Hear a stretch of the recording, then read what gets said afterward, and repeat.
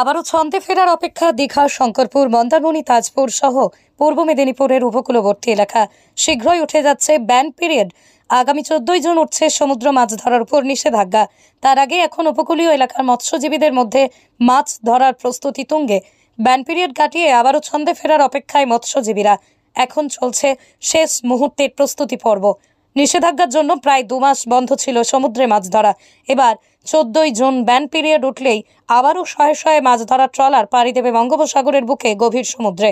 এই 2 মাস মৎস্য প্রজননের জন্য সমুদ্রে মাছ ধরা নিষিদ্ধ থাকে। পূর্ব মেদিনীপুরের উপকূলবর্তী এলাকায় একটি বড় অংশের মানুষের জীবন জীবিকা নির্ভর করে মাছ ধরার উপর। এই 2 মাস মাছ ধরার উপর নিষেধাজ্ঞা থাকার ফলেই যাতে মৎস্যজীবীদের কোনো সমস্যা না হয় তা নিশ্চিত করতেই পদক্ষেপ করেছে রাজ্য সরকারও। চালু হয়েছে সমুদ্র সাথী প্রকল্প। ব্যান পিরিয়ডের এই 2 মাসে 5,000 টাকা করে মোট 10,000 টাকা দেওয়া হয়েছে মৎস্যজীবীদের।